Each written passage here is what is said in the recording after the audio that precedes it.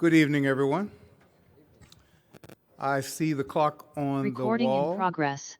says that it's 5:35. I think that clock is wrong.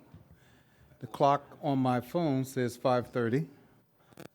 And so it means it's time to officially start the meeting. My name is Rick Jennings. I'm your vice chair today, and I'll be chairing the meeting today. And I want to welcome you all to the August 28th meeting.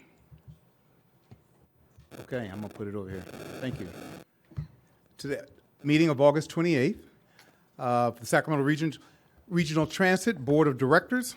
This is a hybrid meeting, meaning that the members of the public can participate in the meeting either in person or virtually. This meeting is being live streamed, and the slide on the screen shows the information on how you can join via the webinar and Zoom in if you'd like to. You can also call the meeting at 253-215-8782, and the webinar access code is 837-9338-8162. Okay, so with that, I think we will do the Pledge of Allegiance, and I'm going to call on my colleague, Michael, to give us the Pledge of Allegiance. Will you please stand and salute? To the flag of the United States of America and to the republic for which it stands, one nation, under God, indivisible, with liberty and justice for all.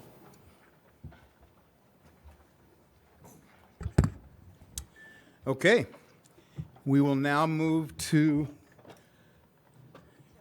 our roll call, and I'd like to have Tabitha do the roll call for me, please. Thank you. Director Budge? Here. Director Daniels? Here. Director Hume? Here. Director Kozlowski? Here. Director Lalowy? Here. Director Maple? Here. Director Cerna? Here. Director Singh Allen? Here. Director Valenzuela? Here. Chair Kennedy is absent, and Vice Chair Jennings. Here. With that, we have a quorum at 10 votes, and this meeting of the Sacramento Regional Transit District will be cablecast on Metro Cable 14, the local government affairs channel on Comcast, Consolidated Communications, and AT&T U-verse cable systems. This meeting is closed caption and webcast at metro14live.saccounty.gov. Today's meeting replays Wednesday, August 30th at 2 p.m. and Friday, September 1st at 2 p.m. on Channel 14. This meeting can also be viewed at youtube.com/Metro Cable 14. Members of the audience wishing to address the board should fill out a speaker card located at the rear of the room and provide it to myself or Adam. Once the item has been called, additional speaker cards will not be accepted. Individuals will have 3 minutes to address the board. The timer will chime when you have 30 seconds remaining, and then again when your time is up. Public comment will be taken first from those in the boardroom and then from those joining us by phone or Zoom. If you're participating by phone, please push *9 to indicate a desire to comment. And if you're joining us through Zoom, please push the raise hand button. Be sure to unmute yourself when it is your turn to speak and voluntarily state your name for the record. Okay. Any other business we need to take before we start the agenda? Tabitha, Nope. Do you want me to go ahead and call the consent calendar? would you please?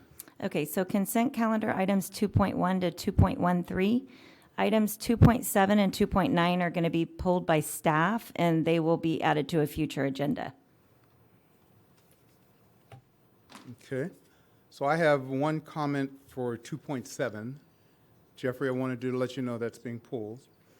And we also have several items that are coming up now on all of these on in. 5, 10, 11. Okay, these are 10 and 11. Good. Okay. I believe that's the only person wanting to speak on the two items that were pulled. Do we need a motion to pull those items? Okay, without a motion, then let's do the consent calendar. Move consent, Chair. I hear a movement and a second. I can't tell the voices from here, but Valenzuela and Maple. thank you, thank you. Any comments, questions, or on the consent calendar? Do we need to do a roll call? Yeah, you can do a voice vote. All in favor, say aye. Aye. All opposed? Nay. All abstain. Let the record show we are 100%. Okay, would you call the next item, please? The next item is public addresses the board on matters not on the agenda. Okay.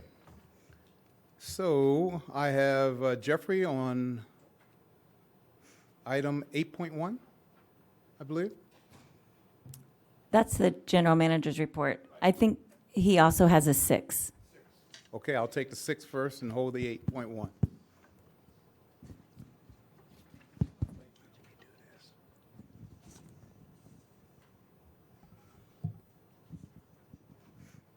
I believe you can hear me. I can. I presume most of you have seen the pictures that I sent to the board as a comment. If you need an explanation about that, that's a year and a half old. But that happened this last week in explanation of what for accessibility, what you now have to make in a change because you have brand new buses that have the same defect for accessibility. When you guys want to ask questions about that, realize it could have been changed and adjusted. Just no one noticed and realized that for accessibility, there is a problem with wheelchair, and now you have to put them to the left seat first so that you do not have the aisles being blocked. But it is something that you should refer back to the MAC to review the policy for what needs to happen as accessibility in the disability area. Your new buses have difficulties, just like your low-fuel vehicles have difficulties. The last thing that you've also had in this last week, I'm sure heard enough about the I-80 elevator. That I will respectfully again say, you need to have at that bottom elevator off the light rail a posted sign up there that says, when the elevators are down, within 30 minutes or an hour, whatever it takes for you to note that there is going to be a shuttle service that will be there every 30 minutes to get you moved from the lower level to the upper level so you don't have what's happened at 6 o'clock in the morning and maybe 6 o'clock at night, that a wheelchair has to be climbed up the stairs, which is 3 levels, on there. These are things that the public should have, been taken care of. And it's one that I can say, gee, Henry and I remember that's the first action that you had to take as a general manager is getting the elevators fixed at I-80. You guys thought they were fixed, but nobody apparently monitored them to see how often they were still going down, one or the order or both of going down. I hope we're on the way to getting that resolved, but I will still say, just like with the construction going on, you need to have some of your ambassadors there to direct where people need to do. And unfortunately, at 6 o'clock in the morning, people desperately needing to get to work, you need to be able at 4 o'clock, when I believe you are cleaning the station, make sure that the elevators are functioning. I believe there's other information, but it's happening and going on. But again, just like the other, it's been 2 years. I assume my time is up, but I cannot tell it. But well, thank you. Board, please ask for more questions and get more answers out through there. The other item with dealing with the elevator was simply just what the maintenance contract has been from 5 years ago to now to what you were starting on. I didn't see that information in the records. So thank you again. I try to work at holding you guys accountable. Thank you. Okay. Thank you very much as well. Rick, you have several items here that 2.5 that we've already voted on. So I'm glad I supported that one. But the others were, well, we'll wait till we get to those, the GM reports and the one not on the agenda.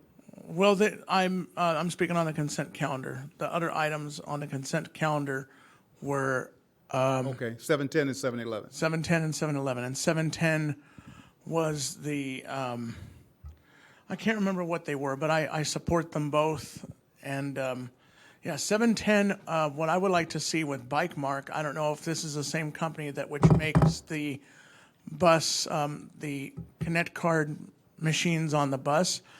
Are they going to install it on the light rail? Because just like with all of the transit systems down in the Bay Area, that we need to have a system that is paid for. We need to be able to have people verify their Connect cards on the light rail trains, as was stated in most previous meetings, that the Connect card machines at the stations, I mean, as far as people verifying their Connect card on the train, that's one thing, but to load money on their Connect card, I get if that has to be done in the station, so be it, but that we need to maybe have a camera nearby to surveil if any homeless people are going to be, just like the BART stations are a paid fare zone.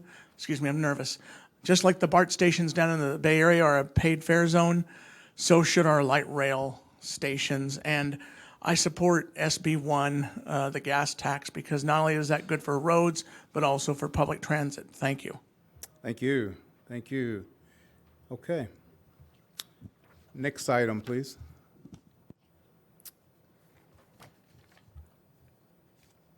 We will move to, Oh, I'm sorry. The next item is 7.1, information item, presentation on ongoing projects and initiatives. And Shelley Valentin is here to present that item.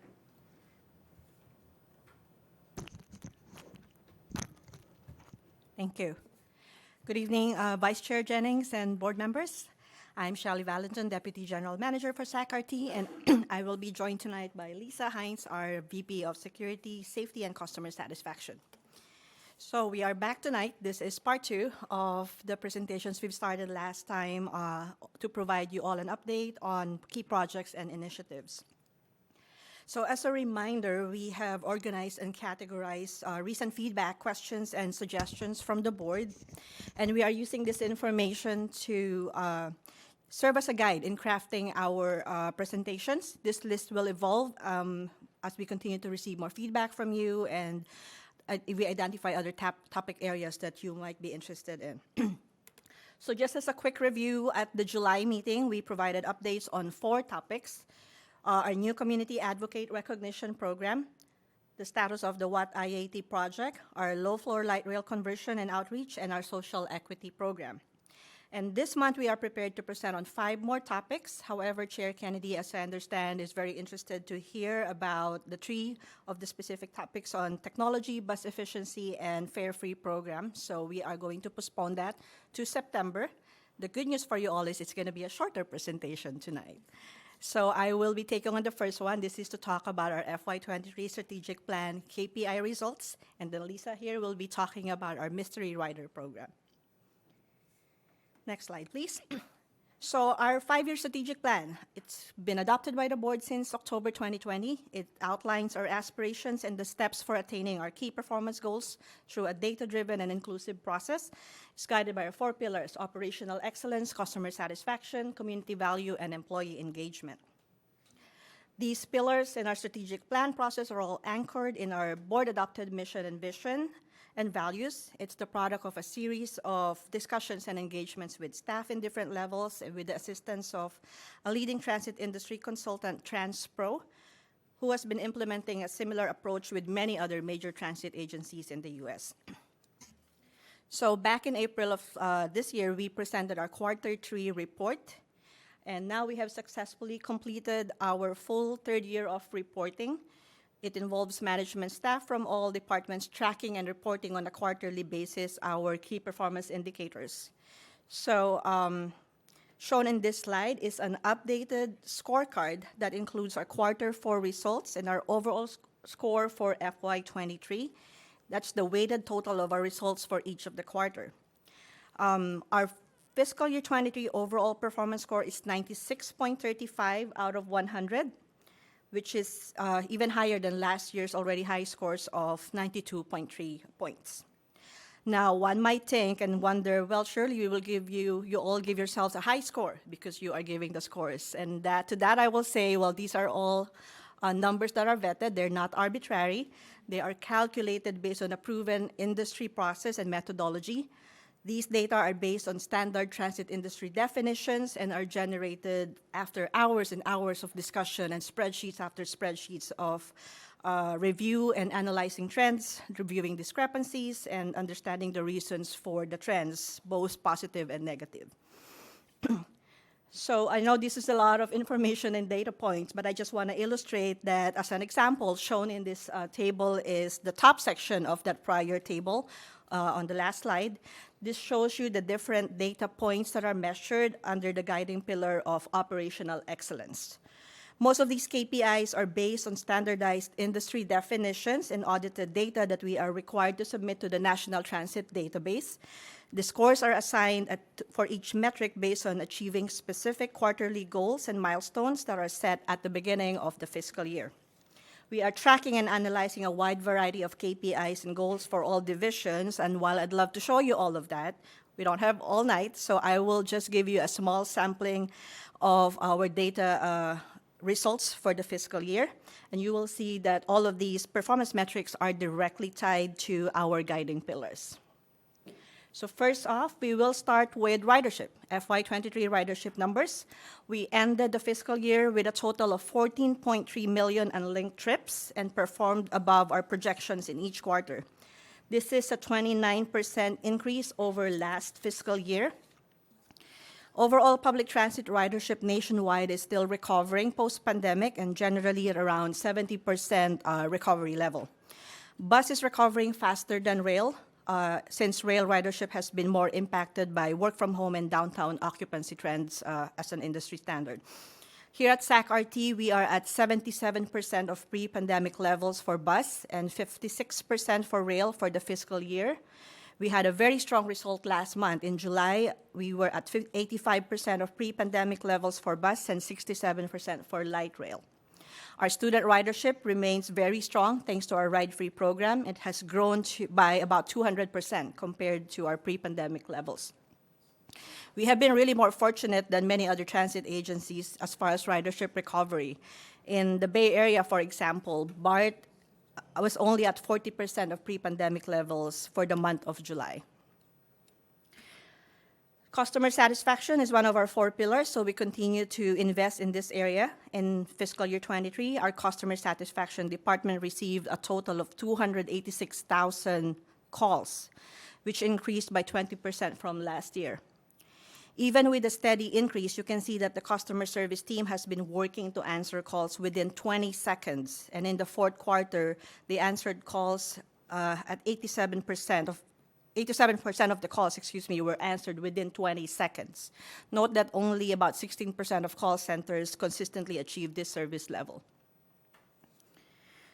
Here are 2 important metrics related to safety and security. We have a very low crime rate at 0.0007% in fiscal year 23 for Part 1 or serious crimes.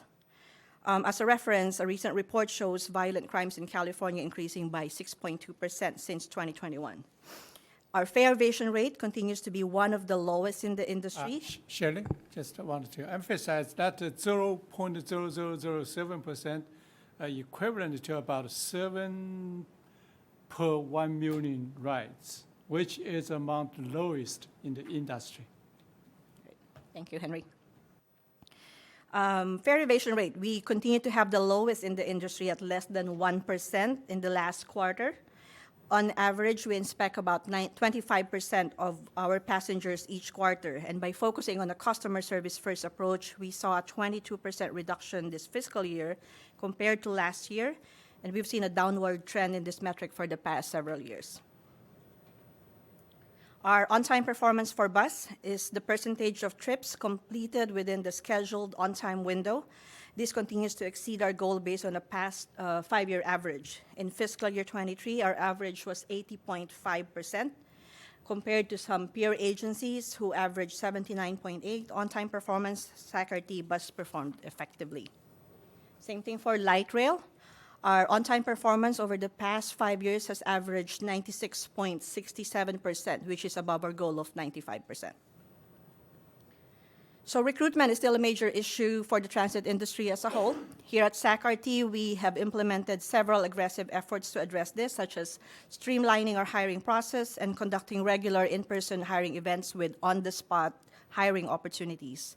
And these efforts are paying off. You'll see that on average in fiscal year 23, it took about 42 days to fill positions. This is far below our goal of 60 days and much lower compared to the average public sector time to hire of 119 days. In fiscal year 23, SAC-RT hired a total of 259 employees, which is significant considering the tight job market. And while many of our peers have been forced to suspend routes as a result of workforce shortage, SAC-RT has been fortunate that we maintain nearly 100% service levels throughout the pandemic. So what I presented is just a very, very small sampling of our metrics, and I just want to conclude by underscoring the impact of the strategic plan process to our operations. It has allowed us to really look into our business processes. It's so ingrained in our culture right now that you'll often find references to our KPIs and pillars in our internal discussions and reports, providing us guidance in prioritizing projects, our capital and technology investments, and making sound business decisions. We have been receiving feedback from staff also, who have reported that this has been helping them maintain a high level of accountability and be intentional in identifying areas for improvement. It shows our progress, creates opportunities to celebrate successes, and look for individual and collaborative success areas. So that concludes the whole report. I just want to end by saying thank you to the many SAC-RT staff who work quarterly to provide and generate and analyze these reports. I want to say a special thanks to Sarah Kerber, our data guru. She's not here, but nothing gets past her. We can't make up data because Sarah will question the data, and that's why I'm confident that we are producing accurate and reliable data. We want to thank our management team, our executive team, and our GM for really prioritizing this and making a commitment to this effort. Thank you to the board for your thought-provoking questions and feedback that always makes us want to do better in the delivery of our service. And with that, I will turn you over to Lisa.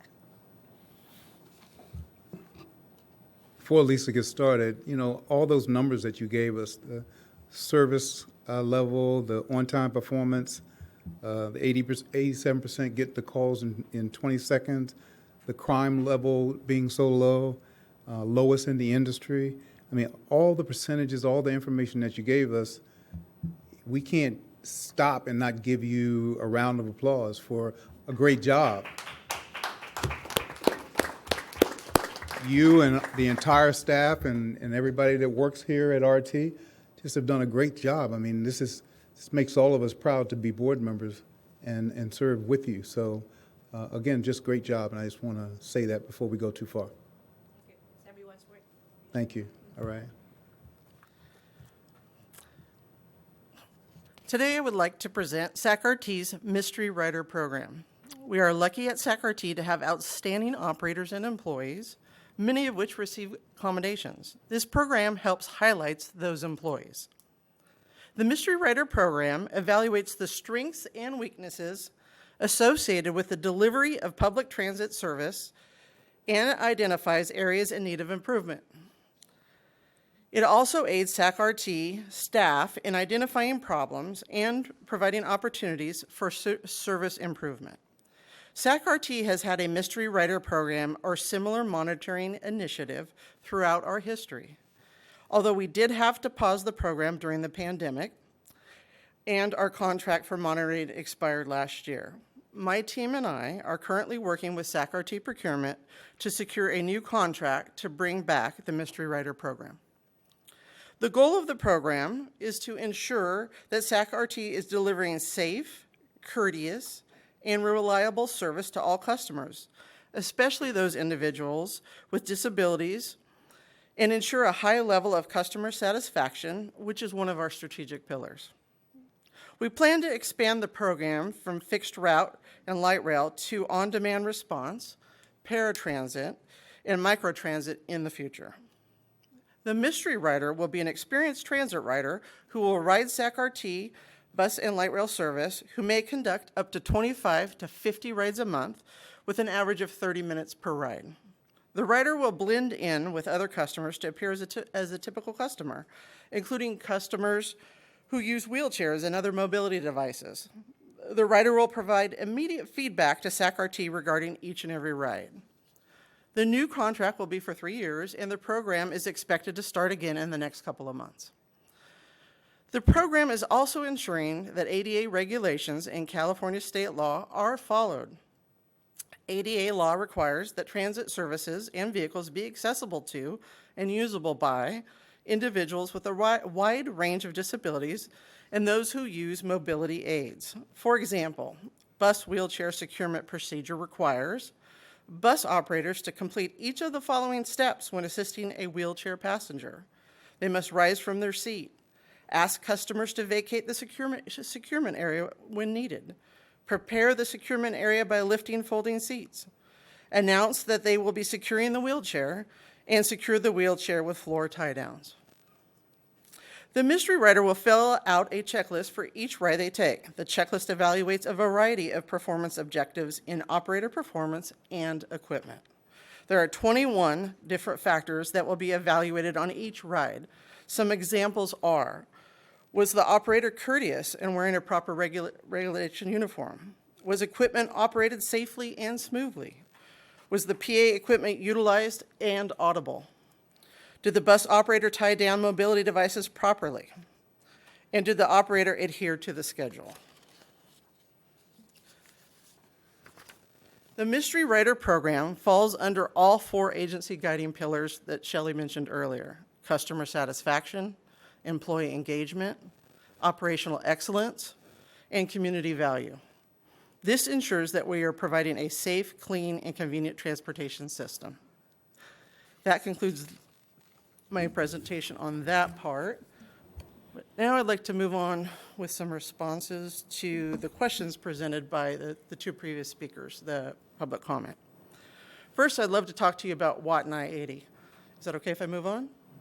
WAT 980. So a few weeks ago, Henry tasked me with me and my team taking over a project on WAT 980 due to the myriad of issues relative to safety and security, as well as the elevator being down. So we as a collective team, a management team, have been tackling and being very proactive on lots of different responses. Most, if not all of these responses have been shared with Mr. Tartagia. I've directed my staff, Jamie Poole-Canaveri, who's the Director of Customer Service, to reach out Mr. Tartagia weekly and make sure that he is updated on all critical information that he is inquiring about.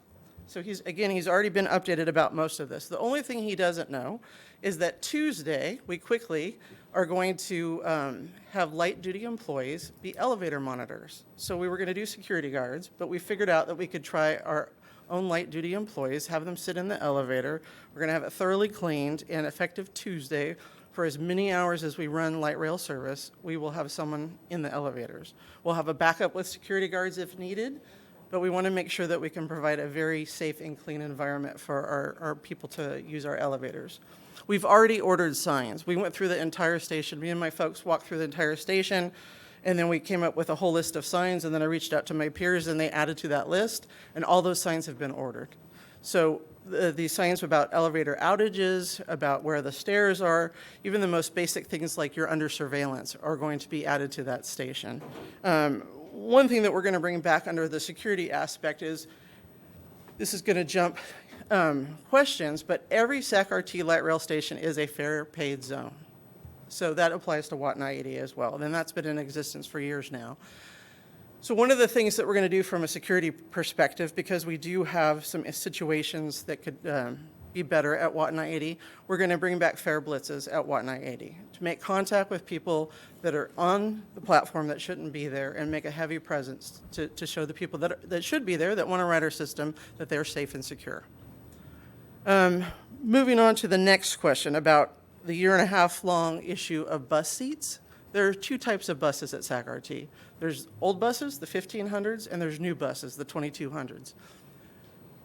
The new buses were redesigned to enhance safety. So although there's a preference of seating that Mr. Tartagia has, it is not the safest design.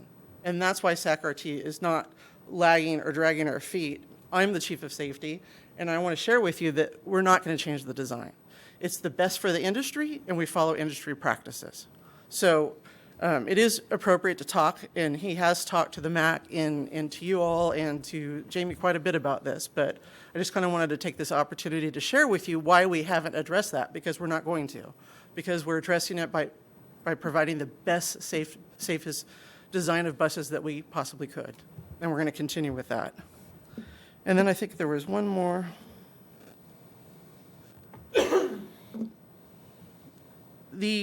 I want to clarify that Bite Mark is not the same as Connect Card. Bite Mark is what the company that regulates our Zip Pass on your phone, and Connect Card is the tap and go device, and we're working towards that, adding the Connect Cards to the light rail vehicles. So that is in progress.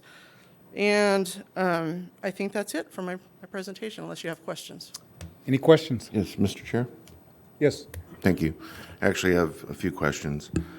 First of all, in terms of the mystery rider, I was the board member who asked some questions about when we were going to reconstitute that following the pandemic. So I'm glad to see that it is going to be back full force. I think it's important. One thing I didn't hear you mention, Lisa, though, about those with disabilities or those with visual impairment. So how will we add to those mystery riders that need that special attention, whether it be, dealing with some of the infrastructure that we have for those that are visually impaired, including the surfaces and the audible noticing at stations. I think that's just as important as someone that may be living with a mobility disability. Yes, sir. I think it arguably could be more important. And how we're going to address that is Wednesday of this week, we actually are meeting with procurement. And when I say we, it's many staff members from SACRT, including our accessible services director. And she's much more of an expert that I could pretend to be up here. And we're going to work with staff to make sure that the people are properly trained to be able to test those items out. Is it likely that we would go as far as to perhaps subcontract with someone who is actually visually impaired and is a rider?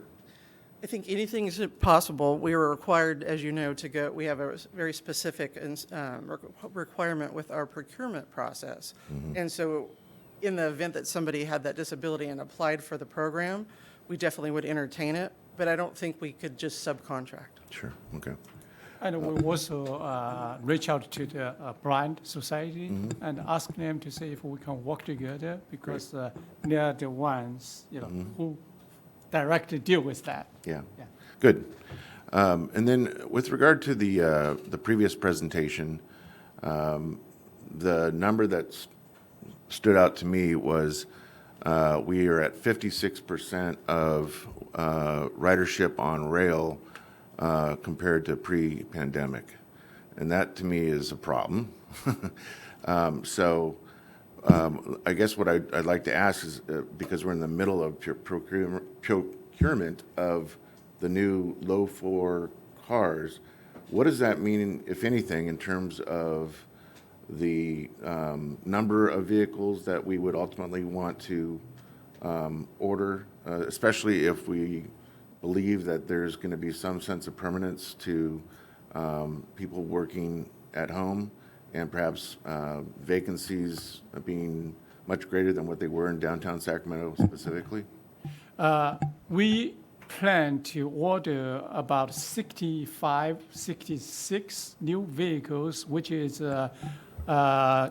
much spacious and bigger than the older vehicles. Right now we have about 97 older vehicles, but as we mentioned, because they're too old, we normally just use 2/3 of those. Mm-hmm. So 66 vehicles, new vehicles, will be able to handle our ridership expectation in the future, even with some increases. We got the funding for about 44 vehicles. We're in the process to issue the final NTP for the remaining 16, and we already put like 28 in the process now in the manufacturing. So 44, and we're we are very confident we will be able to secure additional funding for the remaining 22.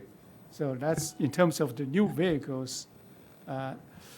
Then I believe our light rail ridership is 65% or 50. What I thought. It was very strong last July. I believe it was at 65% Yes. total. And then I've just received note that our projection based on current trends is by summer of 2025, we will be back to our pre-pandemic levels for light rail riders. I'm really curious as to what that's based on, because again, there's some strong opinions by local economists and land planners and others about especially the impact that is going to be continually felt in downtown Sacramento in terms of office vacancies. It's really a projection based upon the growth that we've seen thus far. It's been about 2% per month that we've seen that growth. So we were looking at this very closely as it relates to the implementation of the new vehicles. Once we have the 28 cars delivered, we'll be operating 2-car trains, and we were looking at whether we could exclusively operate 2-car trains of the new Siemens fleet for a period of time until we procured additional vehicles. So that's our best projection at this point. We'll continue to watch it. Obviously, light rail is much more commute-driven, and there's a lot of uncertainty as to when, particularly employees of the state of California, will be returning to the office. Yeah, I would really encourage us all to be very nimble when it comes to relying on long-term projections, because this is the unknown. We haven't been through something like this. While it may be 2% per quarter, month, whatever, that the growth is expected in ridership today, doesn't necessarily mean that that's going to be a straight line growth trend. So we understand that, and common sense from our mind is, if state of California will not require all 100,000 state workers come back to the office, if we can reach 80% of recovery ratio for the light rail, that probably will stay there. But 65 right now, actually industry-wide for the rail side, we're actually very good. And BOT and others, they're still in the 40s or less than 50s. And we are at 65. But again, we want more. Yeah. Our bus is good, and I think we showed 85% last month, and we hope that will increase to 100%.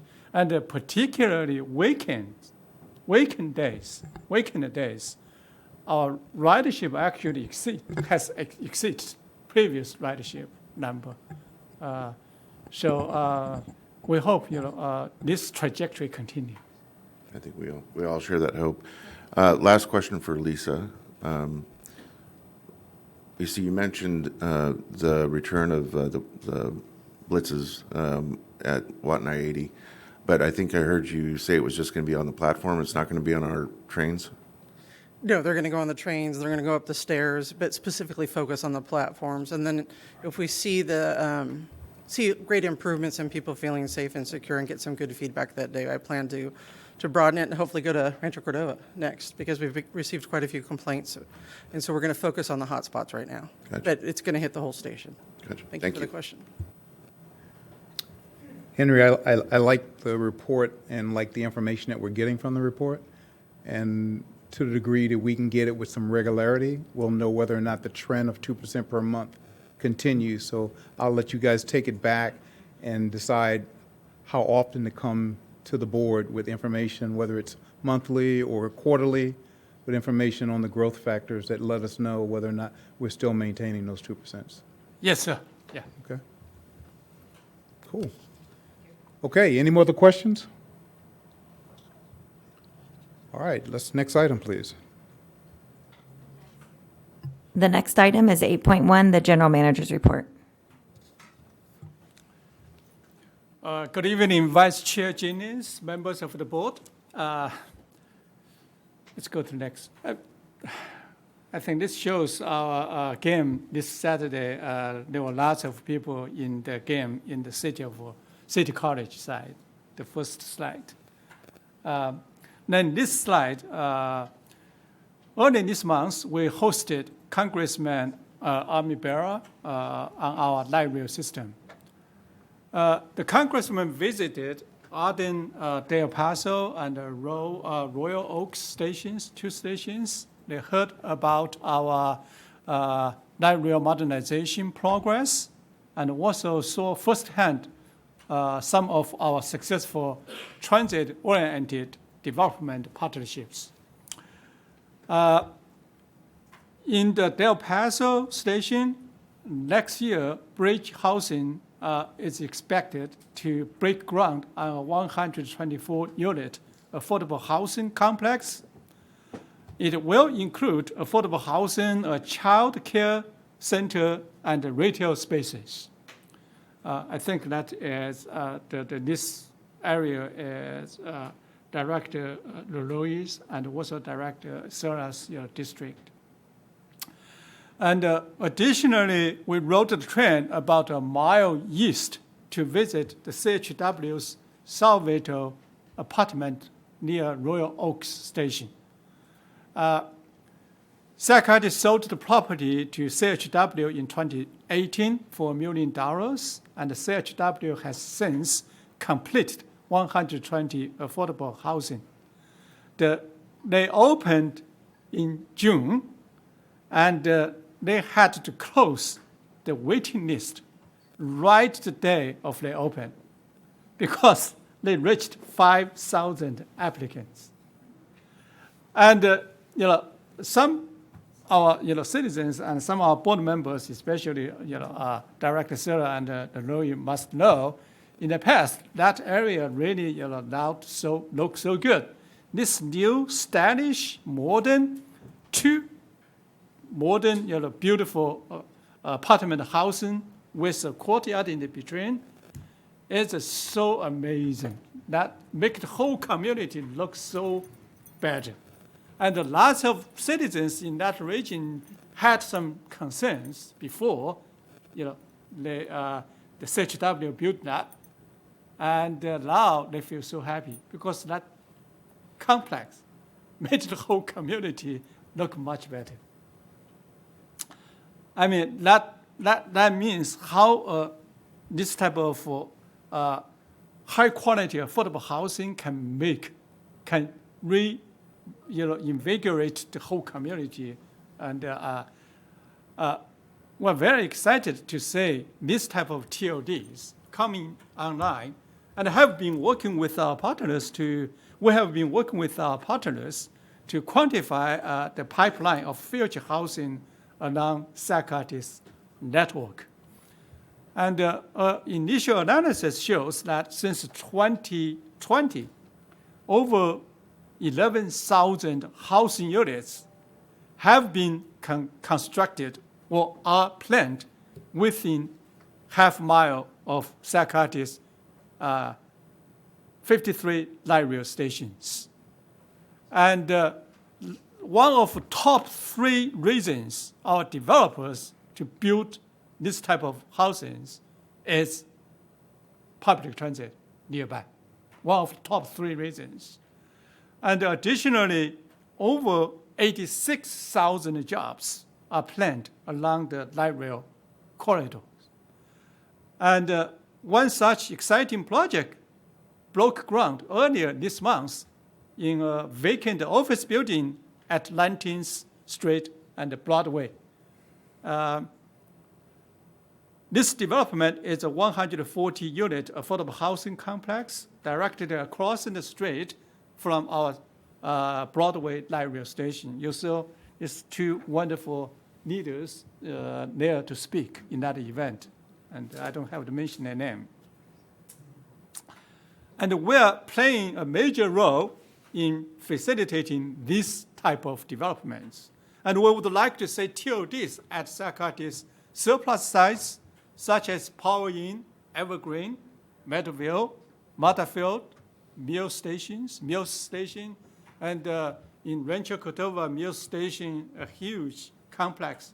It's been planned, and I think it's in the design process. It's going to foster huge TOD opportunity for our system, and what may novel and dozens of more light rail stations.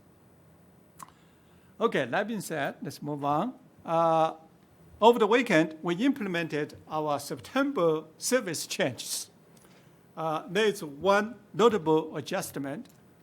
Next Tuesday, September 5th, in partnership with UC Davis Medical Center, we will launch a new route, the 137 Elk Grove UC Davis Medical Center Express Bus. The UC Davis Medical Center on Stockton Boulevard is Sacramento's largest hospital and is on the way to increase its workforce from 13,000 to 18,000 by next 6 years, by 2030, which majority of staff are living in Elk Grove. And we believe this route will encourage more UC Davis employees to take transit instead of driving along. I recommend, I propose, Mayor Xin Ireland, we can ride together sometime, just for yeah. So next slide. With schools back in session, we have accelerated the promotion of ride-free RT program. We're doing additional outreach to schools to ensure 265,000 students living in Sacramento's service area are taking advantage of this program. The program has boosted student ridership, which now accounts for 4 million or nearly 25% of all Sacramento bus and light rail rides. It sounds like we already did for 4 years. Sounds like, hey, this is normal now, but industry-wide, so far we have not heard any single large transit agencies in this nation doing something like this. But we got lots of inquiries to say how we have done this, along with the smart ride. Then speaking of free rides, the next system-wide free ride day is September 7th. As part of the International Day of Clear Air for Blue Skies, September 7th is designated by the United Nations General Assembly as a day to strengthening international cooperation to improve air quality and reduce air pollution. In our region, over 50% of greenhouse gas emissions come from fossil fuel transportation sector, and we know we can do far better if more ride public transit. To conclude my report, I want to thank Director Xin Allen, Venezuela, Maple, and Vice Chair Jennings, plus a group of Sacramento staff for attending Mayor Stenberg's State of the City event last Friday. And Director Xin Allen also was a leading panel member, I believe. It appears. I'm up there. Mayor proposed an initiative for potential 2024 housing and transportation sales tax measure countywide by STA, with 1/3 of the funding, about $3 billion, towards housing, 1/3 for public transit, and the remaining 1/3 for roads repair. And in his speech, he appraised Sacramento board and staff for implementing many innovative and effective initiatives and being an industry leader in combating climate change, addressing social justice and equity, and advance region's GHG reduction goal. So, Mr. Vice Chair, this concludes my report. Thank you. Thank you. Thank you. Directors, please. Yes. Thank you. Thank you for your report, Mr. Lee. I So on a couple, I just wanted to make a couple of notes on the ride-free RT. Since our schools are back in session, if we can engage the school districts to remind and send notices to the parents. We did a big campaign with Elk Grove Unified a couple of years back, and that went a long way.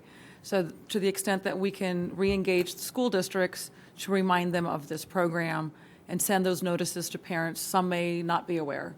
They're not checking out social media. So they're going to rely on those notices coming from their schools. Okay. And then secondly, as it relates to the panel with the State of the City address with Mayor Steinberg, I was invited there not only as the mayor of Elk Grove, but as a member of this esteemed body and as an STA member.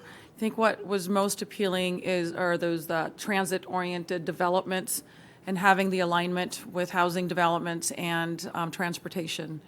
And so there's a lot of innovation there. It's still very early of what this blueprint would look like, but I definitely would like to be a part of that conversation. So I think it's a step in the right direction in terms of having a conversation where our overarching goals can be aligned.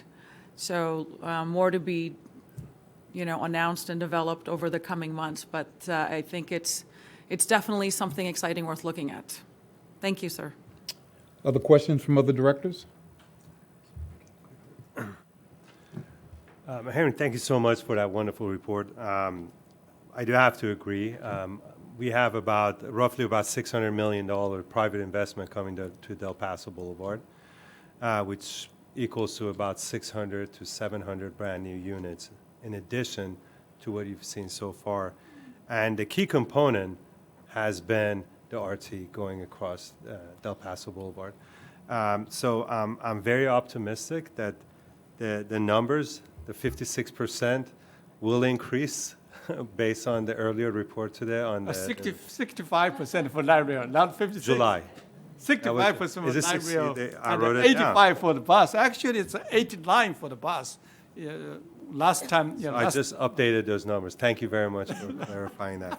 But it's amazing how the public transportation is playing such an important role for the developers to make that decision to come and invest and build. So thank you very much to you and the entire team at RT for doing such a wonderful job. Thank you.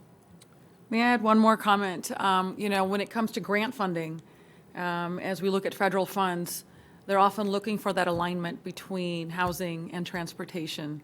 So I think these are important discussions taking place. Thank you. Yeah, I'd like to build on that. The housing and transportation are important to build on each other. And I really like the whole concept of the mayor looking at the road repairs that need to be done in order to support both of those endeavors. So I thought it was a great state of the city and state of the region, for that matter. But really, really glad to hear those three come together in a positive way. Other comments? Okay, we have two public comments on this matter. Rick, do you want to go first, or you want Jeffrey to go first? I'll go first. Okay. Since I went second last time.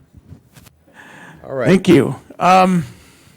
I wanted to speak on other items, but I don't think I was able to get speaker slips filled out for all of them because we started, the meeting started. But great general manager's report. Ditto